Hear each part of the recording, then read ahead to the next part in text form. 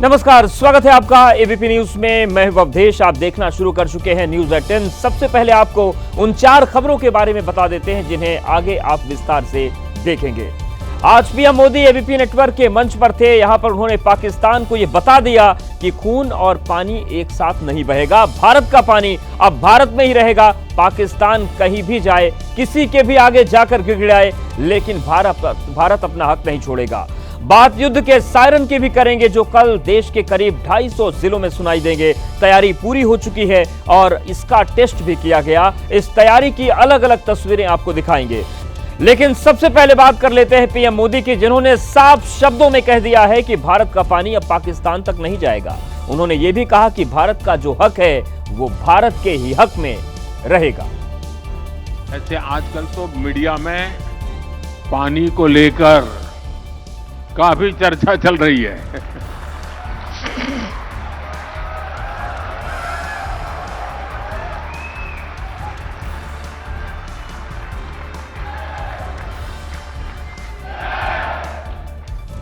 आप बहुत जल्दी समझ जाते हैं।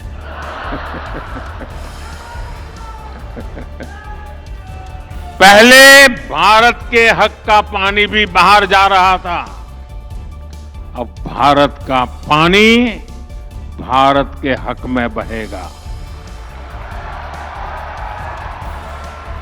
भारत के हक में रुकेगा और भारत के ही काम आएगा। युद्ध के नाम पर पाकिस्तान दुनिया के सामने हाथ फैला रहा है। कई देशों से तोप टैंक मांग रहा है। आज पीएम मोदी ने बता दिया कि भारत कितनी बड़ी ताकत है और पाकिस्तान की औकात क्या है।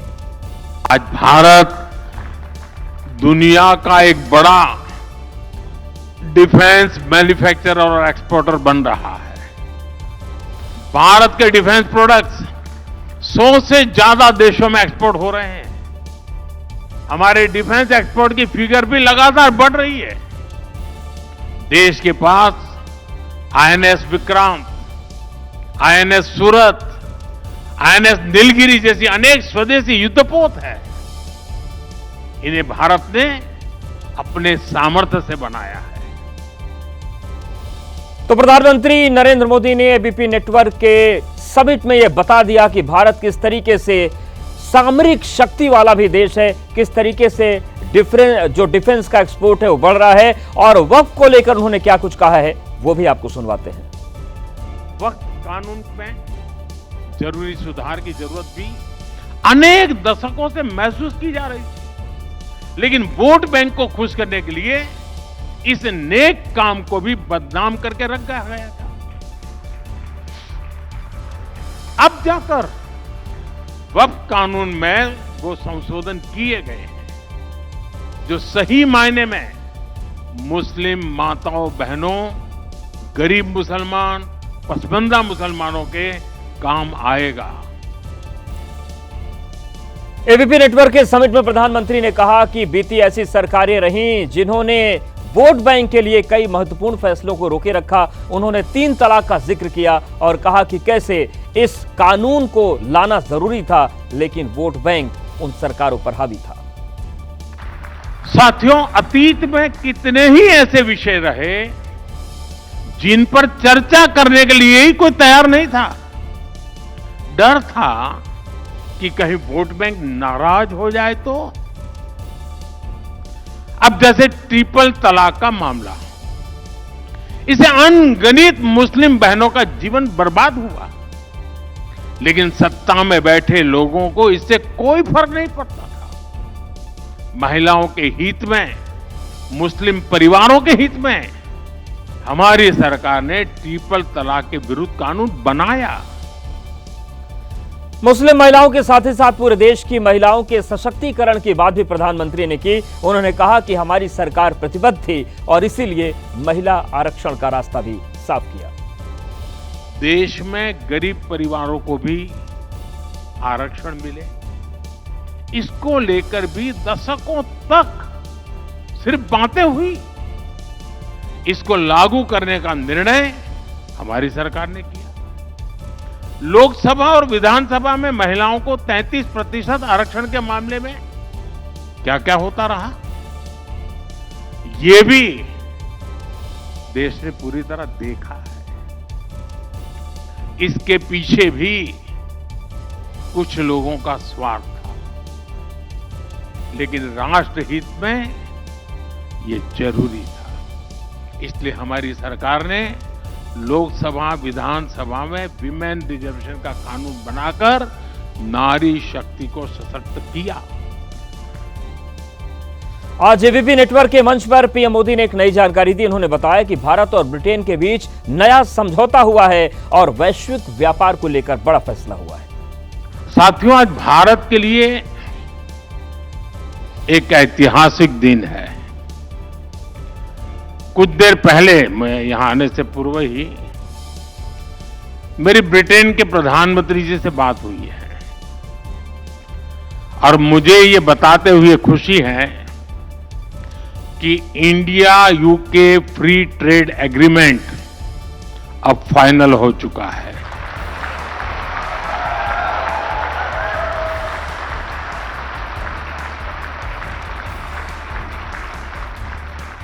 विश्व की दो बड़ी और ओपन मार्केट इकोनॉमी के बीच आपसी व्यापार और आर्थिक सहयोग का यह समझौता दोनों देशों के विकास में नया अध्याय जोड़ेगा। यह हमारे युवाओं के लिए बहुत बड़ी खुशखबरी है। इससे भारत में इकोनॉमिक एक्टिविटी को बूस्ट मिलेगा और इंडियन बिजनेसेस और एमएसएमईज के लिए नई अपॉर्चुनिटीज के रास्ते खुलेंगे। आपको पता है, कुछ ही समय पूर्व हमने यूएई, ऑस्ट्रेलिया, मॉरिशस, इनके साथ भी ट्रेड एग्रीमेंट साइन किए हैं। यानी भारत आज सिर्फ रिफॉर्म से नहीं कर रहा, बल्कि दुनिया के साथ एक्टिवली एंगेज करके अपने आप को एक वाइब्रेंट ट्रेड और कॉमर्स हब बना रहा है। इस कार्यक्रम से पीएम मोदी ने विरोधियों पर जमकर वार किया। उन्होंने कहा कि देश में एक दौर ऐसा भी था जब बड़ा फैसला लेने से पहले यह सोचा जाता था कि दुनिया क्या सोचेगी। देश के सामर्थ्य पर भरोसा किया जाए, लेकिन दुर्भाग्य से हमारे देश में दशकों तक एक विपरीत धारा बही और देश ने इसका बहुत नुकसान उठाया। एक दौर था जब कोई भी बड़ा फैसला लेने से पहले,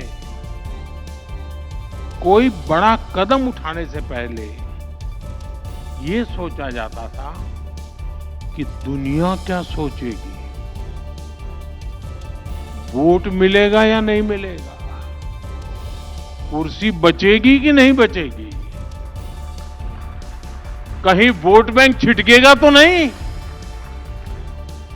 भांति भांति के स्वार्थों के कारण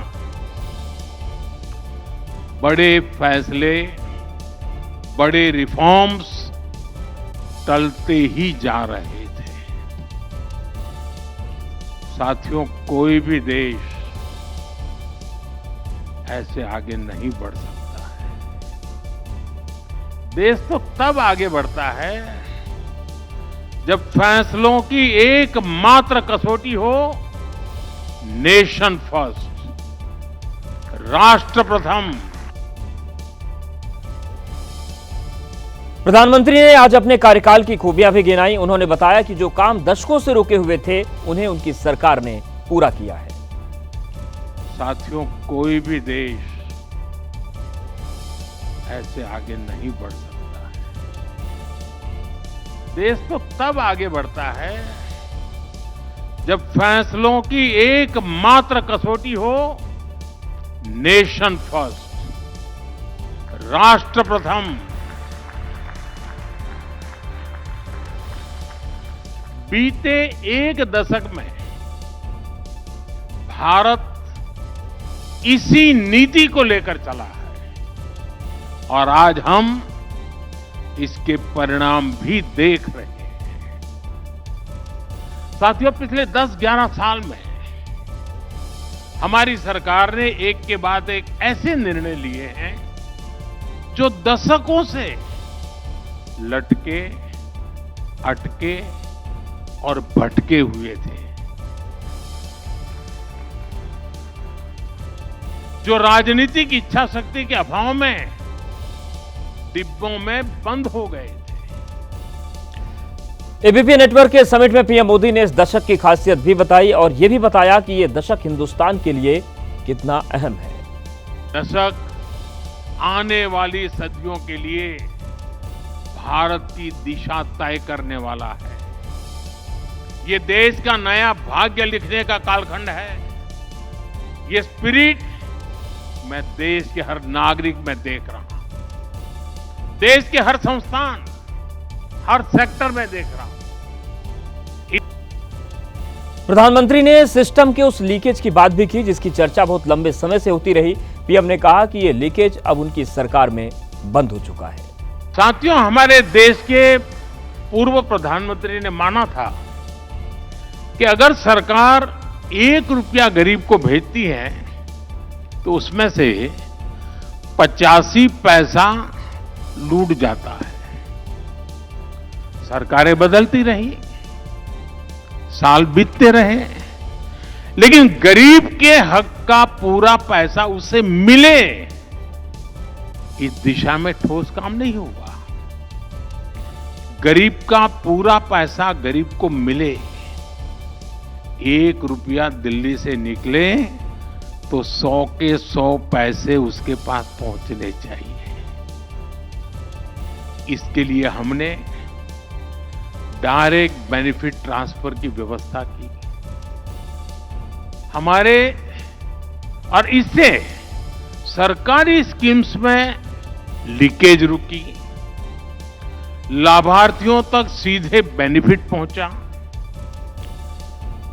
इस समिट में प्रधानमंत्री ने डेमोक्रेसी की परिभाषा की बात भी की। उन्होंने कहा कि एक दौर ऐसा भी देश ने देखा जब सरकारों से लोगों का भरोसा उठ गया था, लेकिन आज के दौर में लोग ये भरोसा करते हैं कि डेमोक्रेसी डिलीवर कर सकती है।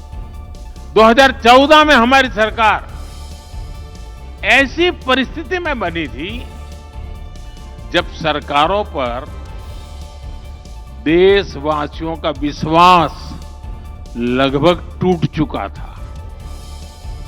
कुछ लोग तो ये सवाल उठाने लगे थे कि क्या हमारे देश में लोकतंत्र और विकास साथ साथ चल सकते हैं। लेकिन आज जब कोई भारत को देखता है तो गर्व से कह सकता है, डेमोक्रेसी कैन डिलीवर। यानी डेमोक्रेसी रिजल्ट दे सकती है। पिछले 1 दशक में 25 करोड़ लोग गरीबी से बाहर आए हैं। इससे पूरी दुनिया को यह संदेश मिला है, डेमोक्रेसी कैन डिलीवर। प्रधानमंत्री ने एबीपी नेटवर्क के इंडिया 2047 के समिट में डिजिटल इंडिया का जिक्र किया। उन्होंने कहा कि जो सपना हमने देखा था वो बड़ा रूप ले चुका है। 10 साल पहले जब मैं डिजिटल इंडिया की बात करता था तब कई लोग बहुत सारी आशंकाएं व्यक्त करते थे, लेकिन आज डिजिटल इंडिया हमारे जीवन का एक सहज हिस्सा हो चुका है। सस्ते डेटा और सस्ते मेड इन इंडिया स्मार्टफोन्स ने एक नई क्रांति को जन्म दिया है।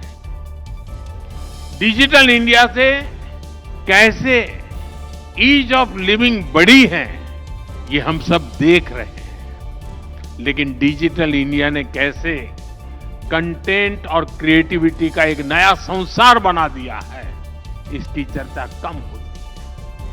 आज गांव में अच्छा खाना बनाने वाली एक महिला मिलियन सब्सक्राइबर क्लब में है। किसी आदिवासी क्षेत्र का युवा अपनी लोक कला से दुनिया भर के दर्शकों को जोड़ रहा है।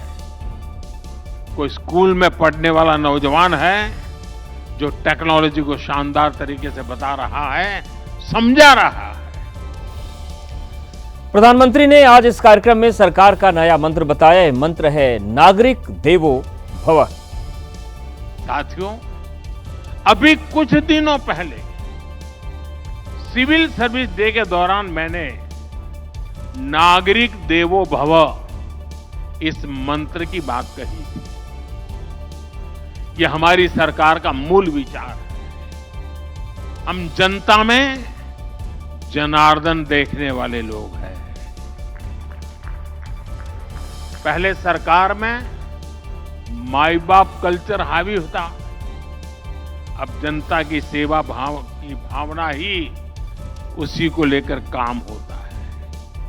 सरकार खुद नागरिक तक सेवा पहुंचाने की पहल करती है। यहां बहुत से नौजवान साथी हैं। आजकल तो आप हर फॉर्म ऑनलाइन भरते हैं। एक समय था जब अपने ही डॉक्यूमेंट्स को अटेस्ट कराने के लिए सरकारी दफ्तरों के चक्कर काटने पड़ते थे। अब आप वही सारे काम सेल्फ अटेस्ट करके भी कर सकते हैं। यह कार्यक्रम 2047 के भारत पर आधारित था और पीएम मोदी ने यह भी बताया कि आजादी के 100 सालों के बाद कैसे भारत के लिए काम हो रहा है और स्वरूप क्या होगा। हम हजारों वर्षों की अपनी विरासत को आने वाले हजारों वर्षों के लिए भारत की ताकत बना रहे हैं। साथियों, 2047 तक विकसित भारत की इस यात्रा में हर कदम का अपना महत्व है और कई बार कुछ लोगों को इस बात का अंदाजा भी नहीं होता कि सरकार जो निर्णय आज ले रही है उसका मल्टीप्लायर इफेक्ट कितना बड़ा होगा, कितना दूरगामी होगा। मैं आपको एक ही सेक्टर का मीडिया और कंटेंट क्रिएशन का उदाहरण दूंगा। आप याद कीजिए, 10 साल पहले जब मैं डिजिटल इंडिया की बात करता था तब कई लोग बहुत सारी आशंकाएं व्यक्त करते थे, लेकिन आज डिजिटल इंडिया हमारे जीवन का एक सहज हिस्सा हो चुका है। अब बात करते हैं जंग की आहट की। भारत और पाकिस्तान जंग के मुहाने पर खड़े हैं और एक बार फिर से जंग जैसे आसार दिखाई दे रहे हैं। कल देश के करीब 250 जिलों में युद्ध का सायरन सुनाई देगा और इसके लिए आज प्रैक्टिस की गई। जंग के लिए सबसे बड़ी तैयारी सबसे संवेदनशील राज्य जम्मू कश्मीर की ओर से की गई। हमले के वक्त कैसे खुद को बचाना है, इसकी ट्रेनिंग स्कूल के बच्चों को दी गई। इसके लिए उन्हें डेस्क के नीचे छिपने की सलाह मिली। बच्चों से कहा गया कि वो नीचे छिपे छिपे अपने कानों को बंद कर लें। हमले के दौरान नीचे झुकते हुए सुरक्षित जगहों तक जाने की ट्रेनिंग भी दी गई। सर जी ने हमें इसका है जैसे कि फायरिंग होगी, हमें जहां हम स्कूल में हैं फटाफट डेस्क के नीचे लेट जाना है और टेबल के नीचे लेट जाना। घर में हो तो मोर्चे में जा स्टोर रूम में घुस जाना है। जम्मू के साथ श्रीनगर की डल झील में भी सुरक्षा की मॉक ड्रिल हुई, जहां किसी भी हमले के वक्त कैसे लोगों को बचाना है इसकी प्रैक्टिस हुई। जम्मू कश्मीर के अलावा देश के बाकी राज्यों में भी आज जंग के सायरन बजे। देश की राजनीति में अहम स्थान रखने वाले उत्तर प्रदेश में भी प्रशासन ने लोगों को जागरूक किया और इस जागरूकता के लिए राजधानी लखनऊ को चुना गया। यहाँ हमले का सायरन बजते ही कुछ लोग जमीन पर कान बंद कर लेट गए। फिर खतरा टलते ही वो लोग उठे, लेकिन इसी बीच हमले में कुछ लोगों को घायल होता हुआ भी दिखाया गया। घायलों को उठाकर एक एक कर अस्पताल पहुंचाने की प्रैक्टिस हुई। यहाँ जो लोग आपको बदहवास दिख रहे हैं वो असल में घायल नहीं हुए, उन्होंने बस जंग के दौरान घायल होने की एक्टिंग की। आज तो गवर्नमेंट के आदेश पर हम उसका एक्सरसाइज शुरू किया है। कल इसका फाइनल शाम को 7 बजे करेंगे। लखनऊ के साथ बिहार के पटना, पंजाब के फिरोजपुर और ओडिशा के भुवनेश्वर में भी पुलिस और प्रशासन ने कल की प्रैक्टिस के लिए बैठकें की।